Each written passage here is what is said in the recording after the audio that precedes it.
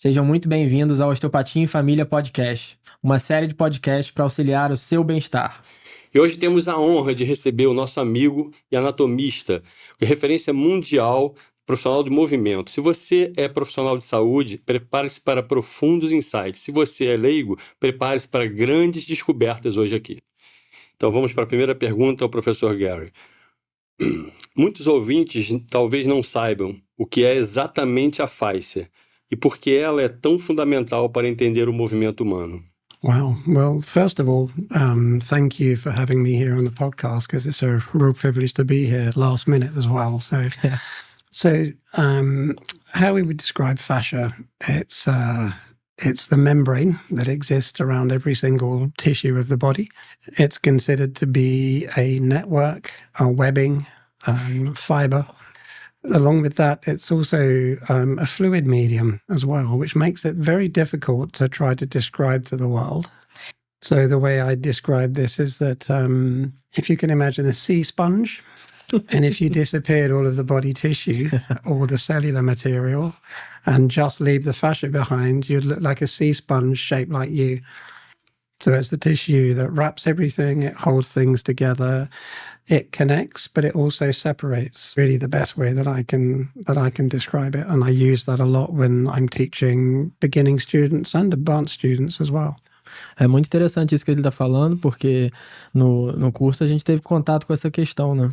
Porque na universidade a gente aprendeu aquela anatomia de livro, não mostrava a fáscia, né? A fáscia era totalmente retirada, né, dos estudos, e o mais legal é que a gente percebeu que ela conecta, ela permeia e ela mergulha em absolutamente todos os tecidos. So, in the anatomy books that we see classically, the fascia is not really represented very well. However, even though we're having these conversations, that's changing because there's a lot more books available now. Yeah. But what I still hear is people that are studying in parts of Europe and in the UK and also in America,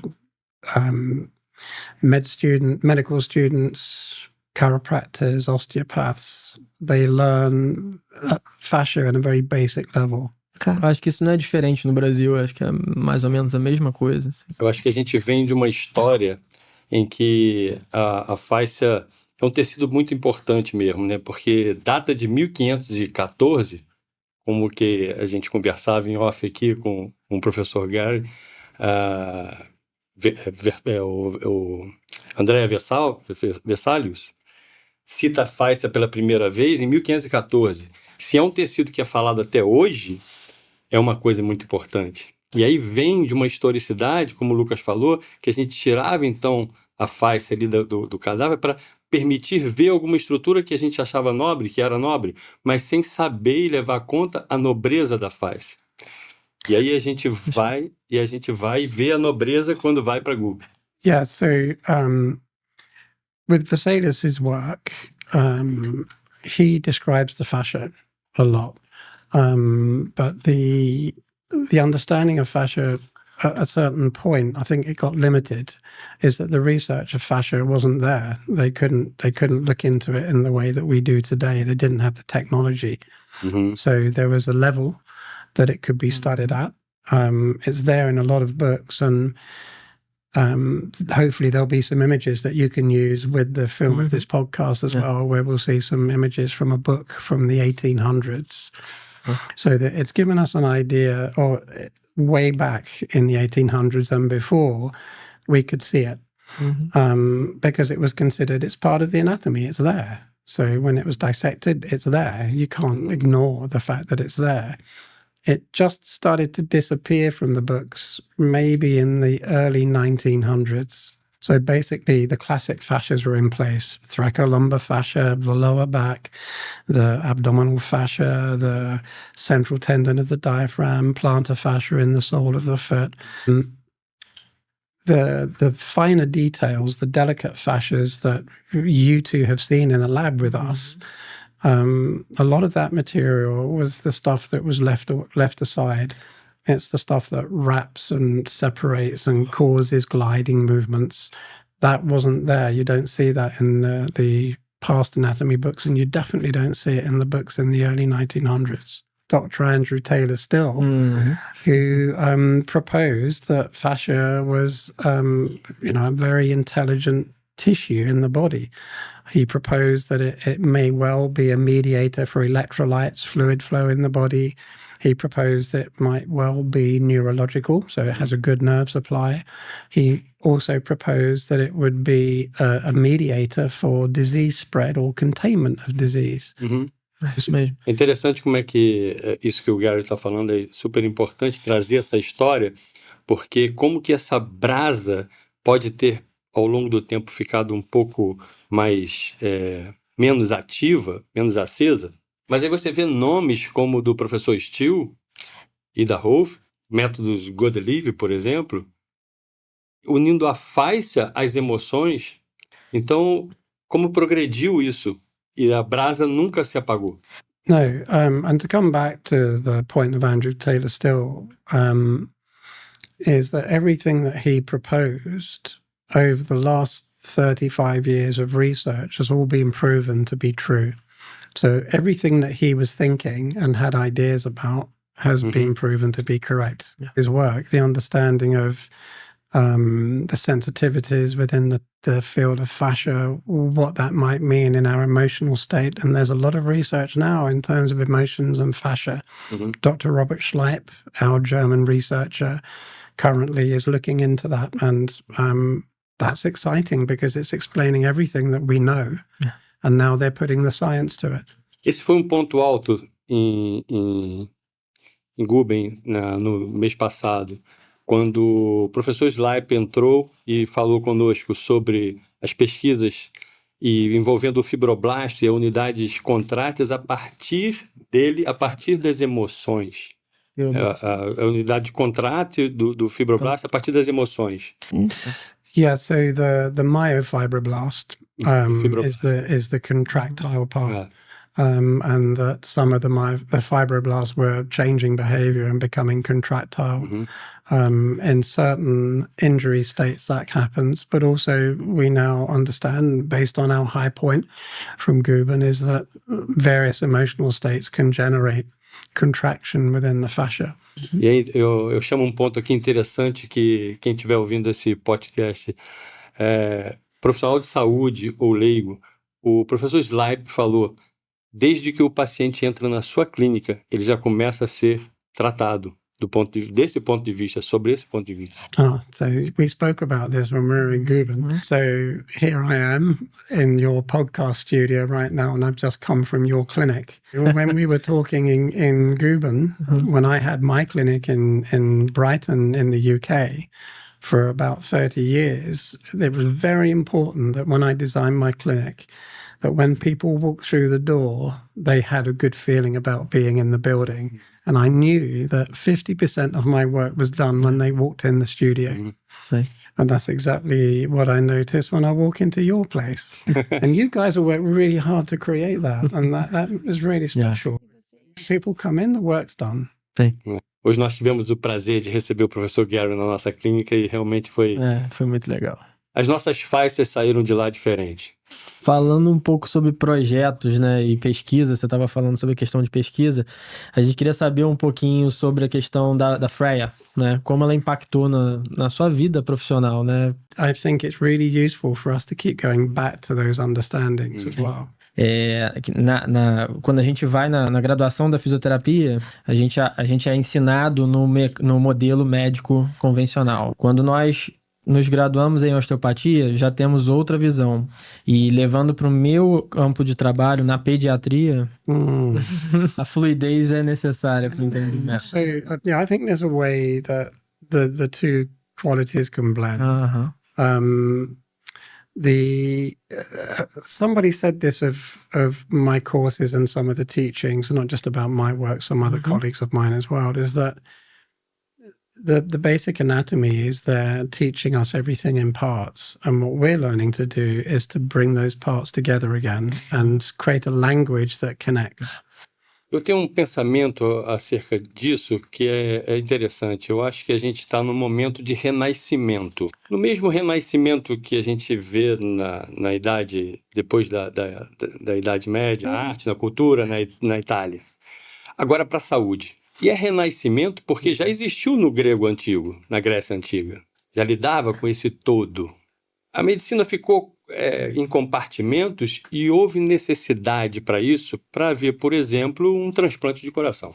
I think that's important that we have that in place as well, because if I have to have a heart surgery, I want to know that the heart surgeon knows everything about the heart and that he's not a knee surgeon. Yeah. Our job is to be like the connective tissue. We're the ones in between. So we have to understand the heart surgeon and understand the knee surgeon and understand the... Tudo.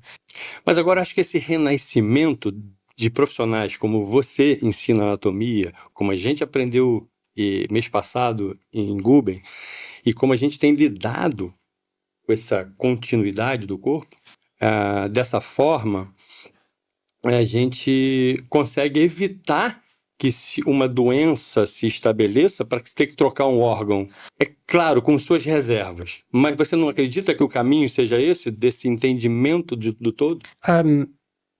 If I get that right, I think in terms of how we treat, by understanding the connectivity, it can help us. We need to understand two things. Can we see local? Can we see the region? And can we see the whole at the same time? So when you were talking about mourning of art, that the artist has to be able to see very close what they're painting, but understand the bigger picture. And this is exactly what we had to do with Freya. Because when we were dissecting Freya was laying on a table, but I had to see her standing in a position in my mind. Mesma coisa que Michelangelo pintando a Capela Sistina, Sistine Chapel, do Michelangelo. Yeah. Here, Michelangelo was very close to his painting. So, but he could see what that was going to look like because he's understood it that way.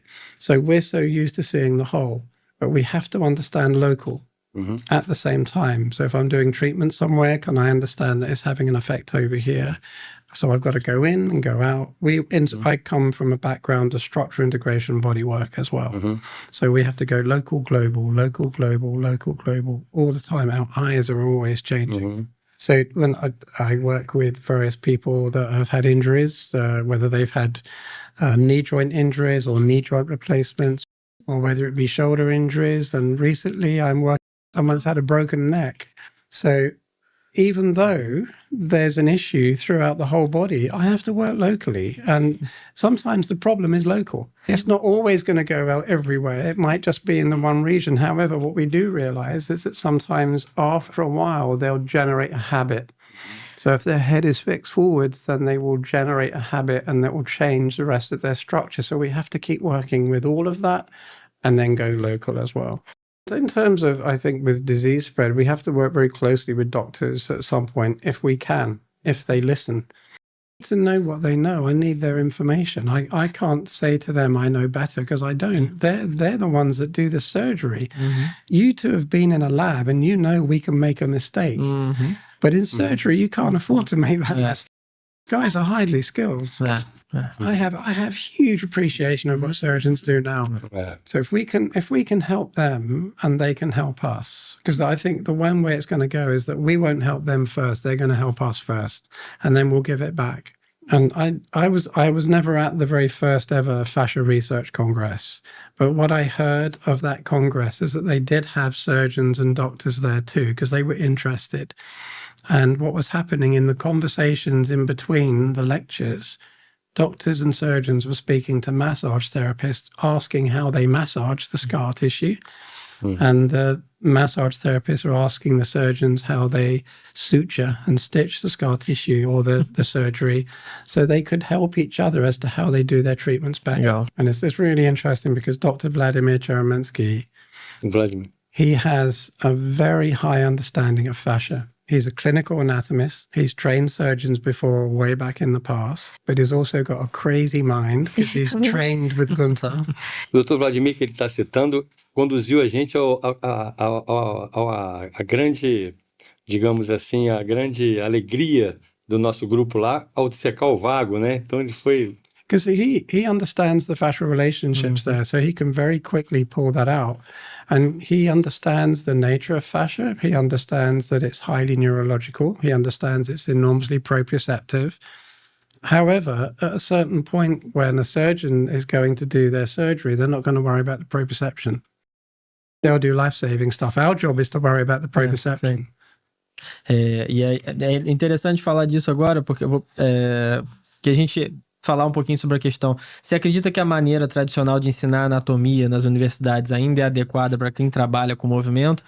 O que você acha que deveria mudar? I think the basic anatomy needs to start where it starts. I think there needs to be then a section introduced, maybe towards the end of their university period, where then the fascia gets introduced. The problem with that, though, is that once you introduce the fascia, you've got to go through the entire body all over again from a fascial perspective. So what I do when I run my course, my course runs with students that already have an understanding of anatomy, whether they're manual therapists or whether they're movement teachers, yoga, Pilates, functional fitness, and they've gone out into the world and then they've come up against the questions and the problems because the classical anatomy is falling apart in their eyes. And then they come to my course, and what we look at is the classical anatomy, but we look at the classical anatomy with the fascia attached. So rather than we then just, let's say we connect the pelvis to the femur and the femur to the tibia, we don't do it like that. We connect the tibia to the pelvis and then the femur to the spine. Interessantíssimo isso, e ele acabou de responder a próxima pergunta, que seria isso. No seu curso você ensina muito a como não só estudar o corpo, mas sentir o corpo. E é mais ou menos nesse sentido que você está falando. Yeah, that's really important to be able to do. And I think, this goes into the two questions really, is that learning to see it differently. Understanding the fascia is interesting, but understanding how to see it, understanding how it connects. All fascial tissue is not the same. You've seen that in the lab. So we have to keep representing your traditional anatomy, but from a fascial perspective. So that the image that they start to form in their head becomes bigger. There's a problem with that. You see, the more confusing it gets. And you've seen this you start unfolding the body. It's like, wow, there's a bicep there somewhere, but I can't find it because there's also this fascia. What do? Oh, I can make a bicep and I'll clean it. There's a bicep. Where's the fascia gone? É muito legal falar isso para lembrar a minha experiência de dissecação. Mas eu dissequei até a face profunda e detonei com a face superficial, porque eu estava acostumado com a minha visão. See, when someone goes into a lab, they want to see anatomy, so they're going mad, like Edward Scissorhands. Yeah. So what they find is that where's the skin? Doesn't matter. Where's the superficial fascia? Doesn't matter. They're all the deep fascia. Get rid of that. There's a muscle. But what does that mean when you've seen the muscle? It means nothing. But you come back one layer, then you see something completely different. It's a bit like all of a sudden you can see the air. But once you see that, your world falls apart. And that is just as important anatomy than anything else. E isso é tão importante na anatomia como qualquer outra coisa. And so is the skin. So, this tells us everything that we need to know. The skin, superficial fascia to deep fascia, that's the place we live. And that's the anatomy of movement. Stuff that makes us move. Yeah, and if we can get that stuff moving, then the tissue underneath becomes freer. Then your underlying map of anatomy, topographical anatomy can all come through, because then you need it then, because it will show you where things get limited. So this is what happened with Freya, is that everyone dissecting her understood the tissue they were touching because they touched the tissue like that every day. So Lucas, where you're working with children and babies, you won't touch the child's skin the way that you would dissecting the fascia, because you meet that tissue like that. And that's how you dissect it. Yes. And it's the same with the eye. You would never touch someone's eye like that. You go in really carefully and you meet contour and shape. It's interesting. You follow contour and shape and then you've understood movement. That's all you need to do. E a gente, na prática, usa uma técnica que é sobre a face de tendon, faixa. E o meu objetivo era achar tendon ou faixa. Well, it's in the stuff you've taken off. Foi daí que eu comecei a parar e me afastar e procurar ver o todo. Cheguei a falar isso depois numa das nossas reuniões lá. Briefing, spear. Eu acho que isso é uma visão importante, né? De chegar ao momento de se afastar e ver o todo, né? Mais uma vez, assim, eu tive que aprender a fazer isso no trabalho da pediatria. Porque quando a criança começa a chorar durante o atendimento, eu tenho que sair, olhar o todo, ver o que eu posso fazer para melhorar o momento, né? E antes, com o trabalho quando eu só tratava adulto, o adulto não chora na minha mesa porque eu tô tocando nele. No, they don't. But I think they're crying inside. É isso que eu ia falar, exatamente. É um choro diferente. Because they're not going to show it. Sometimes they don't know how to. É isso aí. But you're still meeting the tissue the same Sim, way. é verdade.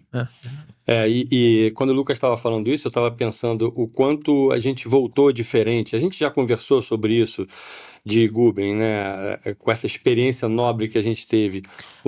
Não só o nosso toque modificou, mas a nossa forma de olhar o paciente quando chega já modificou. É isso que o Lucas está falando, muitos adultos chegam chorando, como o Gary falou, internamente. E se você não sentar o paciente à sua frente, sintonizar a sua respiração com a dele, e só depois levá-lo para a maca, você não vai escutar esse choro. There's something in the tissue, though. You can feel it because it's got texture and tension and it's either thick or thin. So it's like fabric. We understand our own fabric because if I pull this too hard, it's going to tear. So when we're working in a lab, we're working that way without the life in it, but we're still attending to the tissue with extreme care. When you meet that on a person, same tissues you've been touching, all of the life is in it. And it's a bit like feeling the wind quite clearly once you've got the skin moving.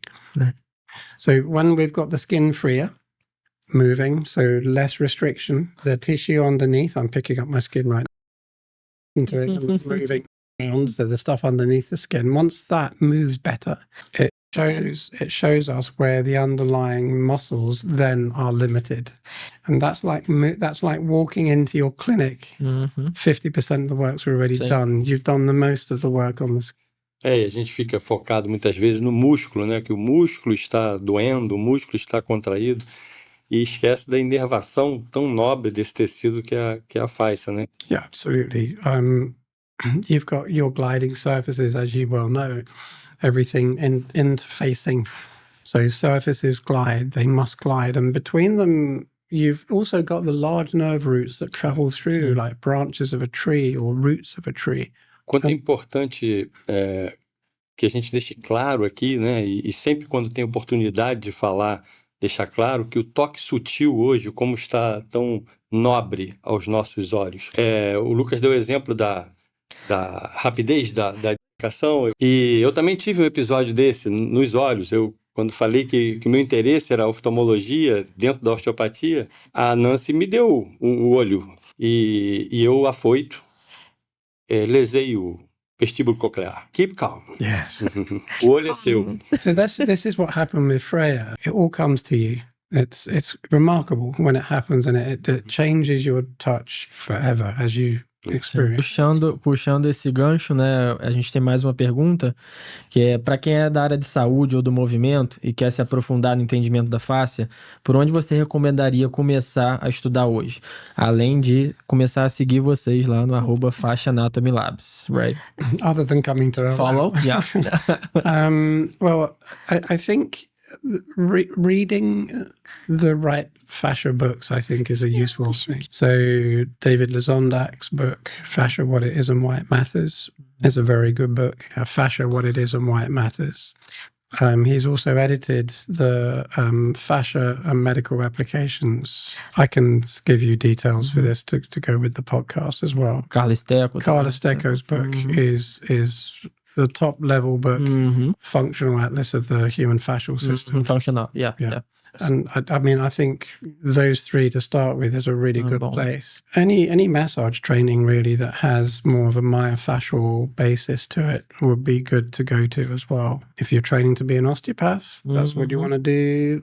Some elements of physiotherapy now have that if people are wanting to go further. Or cranial sacral therapy. E eu vou completar o que o Gary falou. ele está com alguma disponibilidade para vir ao Brasil, também fazer os cursos dele também ajudam muito o entendimento.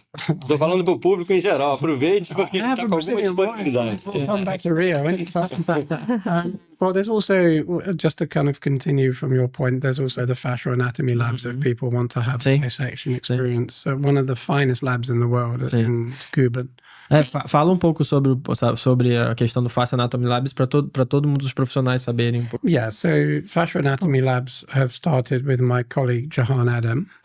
We came from the Plastination project, and we now run our labs at the Plastinarium in Guben. It's one of the best labs in the world. A huge exhibition on site. We have a fabulous lecture room that we use, and then we've got one of the best laboratories, dissection labs in the world. It's like a playground for kids in anatomy. It's like going to Disney World of anatomy. And it's a huge building. I mean, the building, it's 350,000 square foot, so I don't know how you translate that to... But it's one of the best educational environments, really. Along with this is that they now are producing more pieces that have more fascia on them. Mm-hmm. So their specimens, they don't only go to exhibitions, they go to medical universities all the way around the world. So that's interesting, isn't it? Because all of a sudden it's now getting into the med universities and it's coming in through models. So it's finding different ways in. We just have to end up like fibroblasts, and we've got to keep putting our tentacles out. But no, I'd love to come. I'd love to come and educate or teach just elements of what we do and the way that we see it. You and I were talking about this earlier, is that seeing the fascia from a different perspective has us understand how to touch it. Sim. And it's very different in different regions of the body. Sim.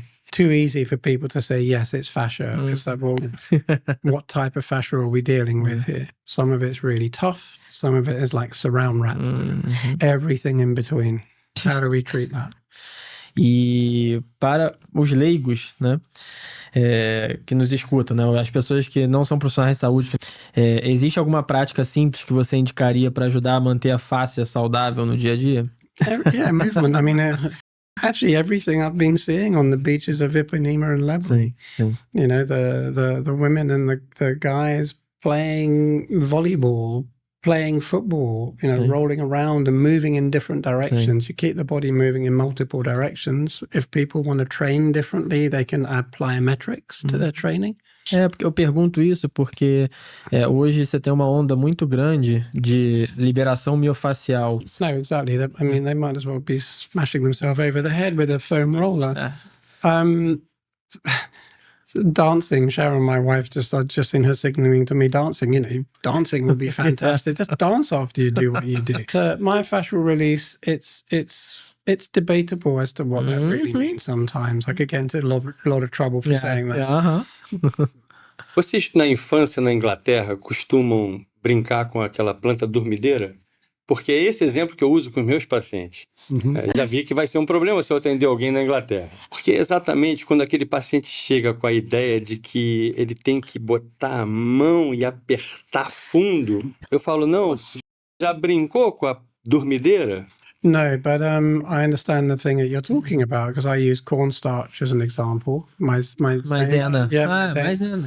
So you push into it. Pushes back and resists, it closes down. Esse exemplo lá em Guben com a gente da maisena, e foi muito isso aí. E aí o paciente entende que não é com aquela força que vai resolver alguma coisa. Not always. It takes a lot of educating the client or the patient. So in some cases I might wait, and if they need the feeling of me going in harder, I will wait for a while, let them soften, and then meet them firmly within the soft space, if that makes sense.